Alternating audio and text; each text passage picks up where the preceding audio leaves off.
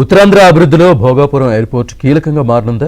విమానాశ్రయం ఏర్పాటుతో పెట్టుబడులకు బాటలు పడనున్నాయా? Airport game చేంజర్గా నిలవనుందా? వచ్చే 3 ఏళ్లలో ఏం జరగబోతోంది?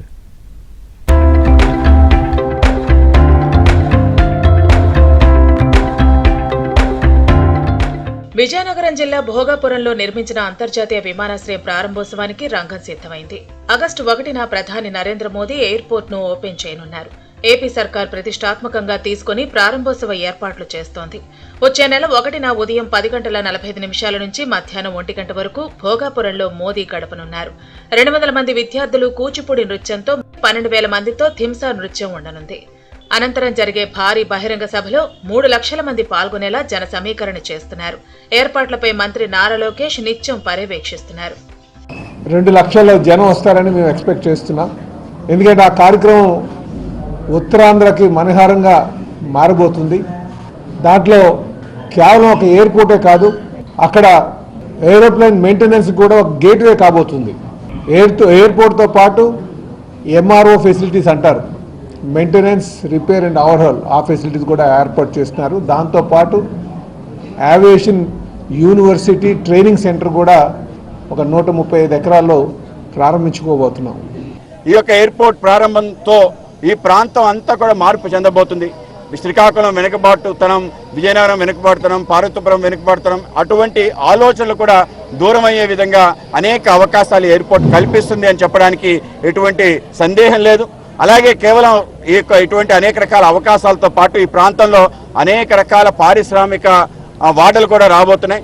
వాటితో పాటు ఈ ప్రాంతానికి సంబంధించిన ఇప్పటికే పోర్ట్ కూడా త్వరలో మూలపేట పోర్ట్ ఏదైతుందో ఇది అతి దగ్గరగా ఉంటుంది.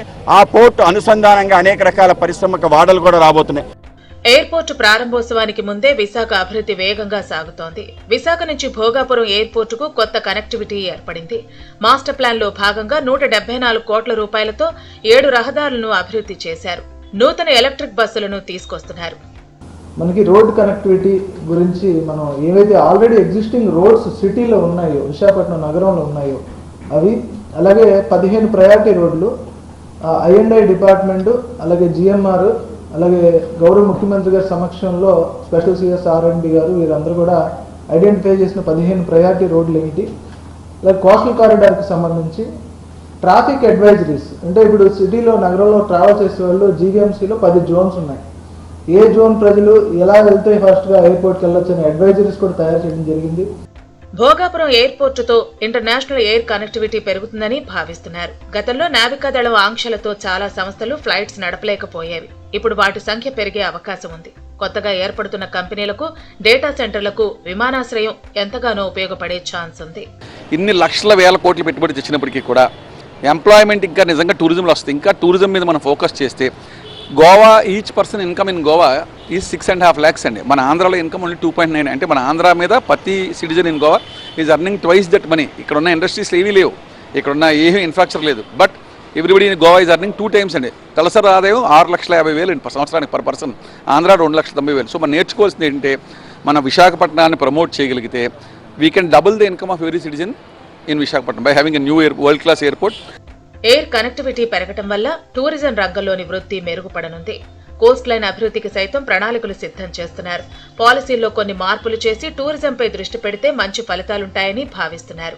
ఎయిర్పోర్టు రాకతో 1500 రూమ్స్, ఆసుపత్రులు ఏర్పడుతున్నాయంటే గ్రోత్ గురించి చెప్పక్కర్లేదంటున్నారు నిపుణులు. కొంచెం ఎక్కువ, కొంచెం తక్కువ, everybody will do well. Properties మంచి వస్తే, కరెక్ట్ లొకేషన్లో వస్తే అందరూ they will do well.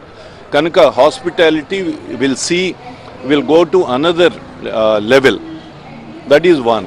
And గోవాని కూడా ఇక్కడికి మనం షిఫ్ట్ చేసుకోగలిగి ఉండాలి. దానికి గవర్నమెంట్ యొక్క సపోర్ట్ కావాలి కొన్ని రెగ్యులేషన్స్లో. గోవా నా ఒపీనియన్లో, ఐఎమ్ సారీ, మనతో పోలిస్తే గోవా చాలా నేను తక్కువ అని అనుకుంటాను. వీటన్నిటితో పాటు Bhogapuram airport operation and maintenance ఏర్పాటుతో పాటు అకాడమీని తీసుకొస్తున్నారు. Mulapeta port, coastal corridor, Visakha నుంచి కనెక్టివిటీ మెరుగుపరిస్తే వచ్చే 3 ఏళ్లలో ఉత్తరాంధ్ర దిశ మారిపోతుందని భావిస్తున్నారు. ఉత్తరాంధ్ర అభివృద్ధిలో భోగాపురం ఎయిర్పోర్ట్ గేమ్ చేంజర్ కాబోతోందని చెబుతున్నారు.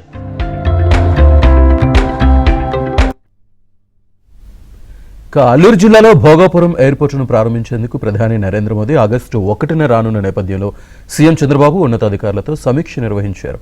భోగాపురం ఎయిర్పోర్ట్తో ఉత్తరాంధ్ర కళలకు రెక్కలు రానున్నాయి.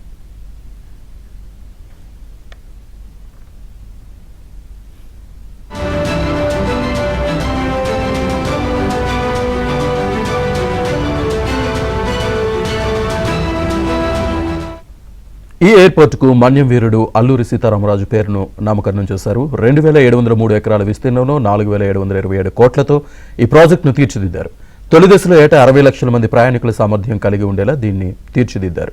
ఉత్తరాంధ్ర ఆర్థిక, పారిశ్రామిక, పర్యాటక రంగాలకు గ్రోత్ ఇంజిన్గా భోగాపురం మారనుంది.